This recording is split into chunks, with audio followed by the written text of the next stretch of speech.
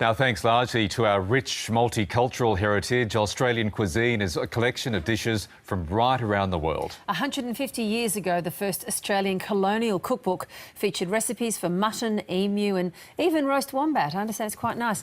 We've moved a little bit on from then. Jan O'Connell has written a book charting Australia's culinary development since the 1860s, and she joins us now in the studio. Jan, good morning. Welcome to News Breakfast. Good morning. It's a marvellously sentimental book, a timeline of Australia's food. And it starts right at the very beginning, doesn't it, the 1800s? Well, it's not quite at the beginning. It was originally going to be from megafauna to MasterChef, starting at the very beginning. OK, right. But several million years back. It would have made a very big book, so we decided to make it 150 years, counting back from MasterChef. So we're talking about the 1860s or so, I guess. So what dominated the Australian diet back then? Well, I think, as probably the subtitle suggests, that mutton was very big on the menu. There were so many sheep. Up as lamb. Well, possibly not. It took us quite a while before we moved from mutton to lamb. It wasn't really till probably the 1930s that lamb became more common on menus than mutton. It's fascinating because you proceed decade by decade, but there is a big focus, I guess, on the really commercial food that kind of unites us all as well. And that speaks to your background. You worked in advertising and I think responsible for some of those jingles that stick in our ears about various Australian foodstuffs. I'm afraid I'm guilty as charged, yes. Which ones are you most guilty of?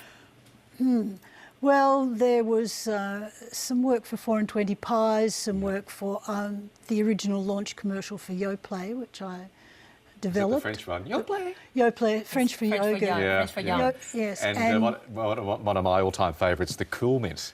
I'm surprised that you remember that. I was only around for a very brief period, but yes. I don't think Cool Mints are with us anymore. But these are particularly Australian foodstuffs. I mean, of course, you know, the famous biscuits that we all know and like. And you chart also from I guess, an agricultural and commercial perspective too. I was interested to see that you note the arrival of supermarkets, for example, in the country. Well, that was very significant, and really it was the invention of the motor car, or perhaps Australia's own motor car, the Holden, that kind of made cars more affordable to the average person, which led to supermarkets with big car parks, because instead of walking around the corner shop and shopping every day or every bag. That's right, every couple of days, now we had a car boot and we could shop once a week, and we had refrigerators. They really only arrived during the 1950s, so that changed everything about the way how people shopped and ate.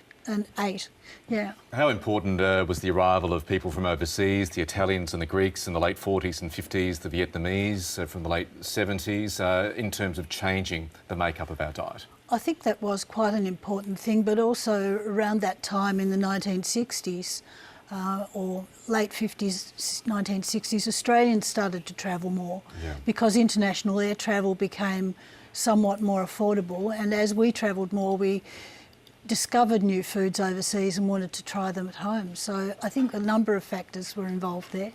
Jan O'Connell, it's a really fascinating walk down memory lane, so congratulations. Thanks for joining us. Thank you very much. Thank you.